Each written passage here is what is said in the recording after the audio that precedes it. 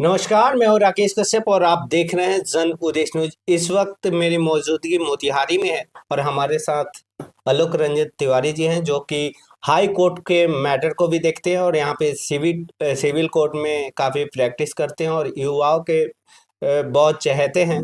ते हमारे साथ हैं आलोक रंजन जी और सोशल मीडिया पे काफ़ी एक्टिव भी रहते हैं।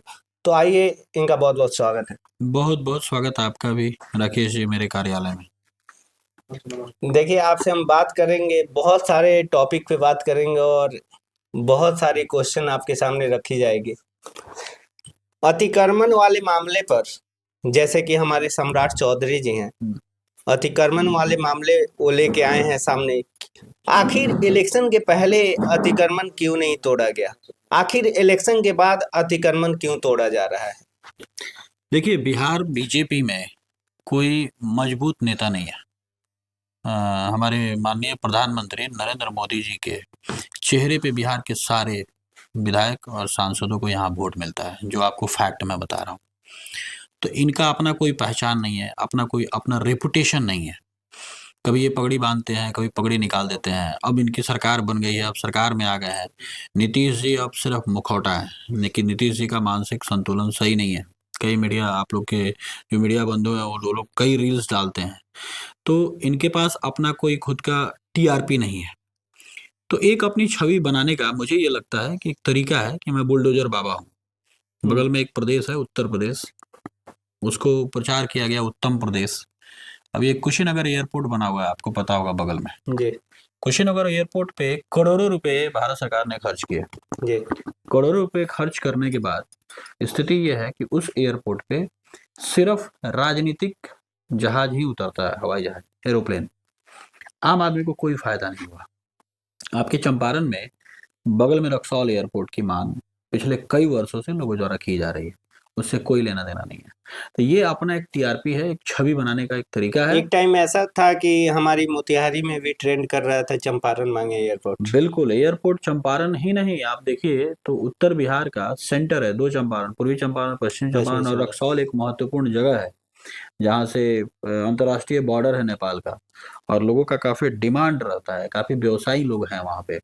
और चंपारण के लोग आज भी यहाँ से 4 घंटा 5 घंटा यात्रा करके पटना जाते हैं या दरभंगा जाते हैं, और दरभंगा का फेयर इतना महंगा है हवाई यात्रा का कि आम आदमी नहीं जाता। तो ये बुलडोजर बाबा अपनी एक छवि बनाना चाहते हैं, पगड़ी वगड़ी लगा के, कि मैं एक नया बुलडोजर एक्टिविटी शुरू कर रहा हूँ, ये ताकि बिहार में इनको लोग जाने कि ये बीजेपी के बहुत बड़े नेता है। उन्होंने कुछ दिन जातिवाद पे भी टिप्पणी किया था, क्या कहिएगा?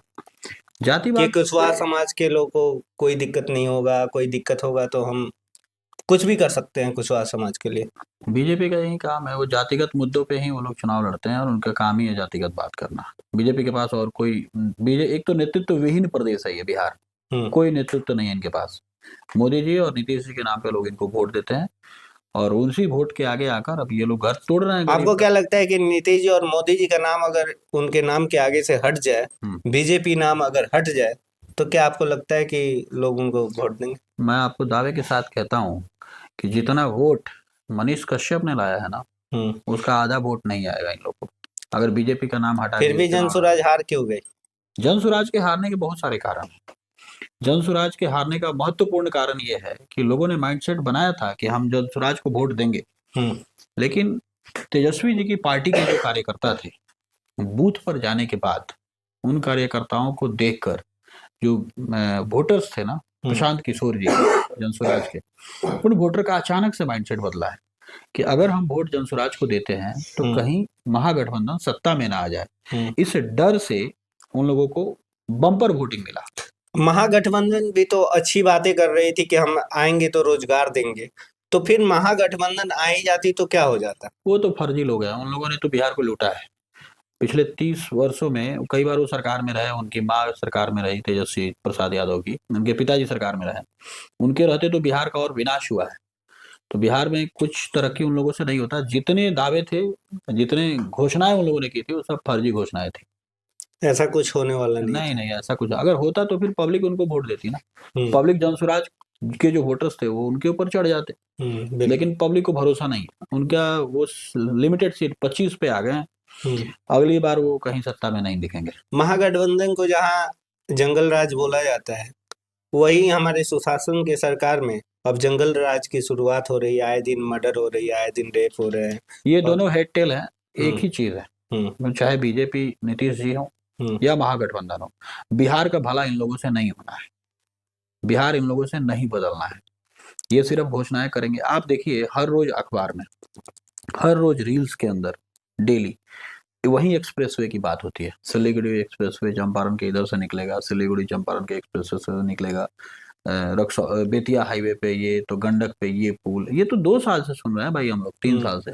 लेकिन नया क्या है? ऐसा कुछ हो ही नहीं रहा हो रहा है धरातल पे, अभी दिख नहीं रहा है। है। लेकिन मेरे कहने का मतलब है, एक ही खबर को रिपीटेड टाइम्स आप पब्लिक को दिखा रहे हैं।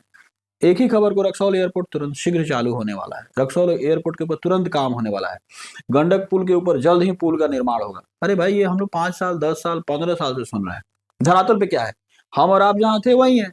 क्या बदला है? आपके मतलब आसपास शिक्षा व्यवस्था बदली है कि आपके आसपास हॉस्पिटल की व्यवस्था बदली है? आपकी नजर में क्या बदला है? आप लोग तो खुद ही घूमते रहते हैं, मुझे तो कुछ नहीं बदला दिखता है। आज भी एक मिडिल क्लास अबव फैमिली अपने बच्चे को प्राइवेट स्कूल में पढ़ाता है। आज भी middle class and above family अपने बच्चों या अपने पेरेंट्स के हेल्थ इश्यूज के लिए प्राइवेट हॉस्पिटल में जाता है। तो बदला क्या है बिहार में? कुछ नहीं बदला है, कुछ कुछ नथिंग। नहीं बदला है। बिहार वही है जहां आज से 30 साल पहले था। ना बीजेपी ने बदला है, ना महागठबंधन ने बदला है।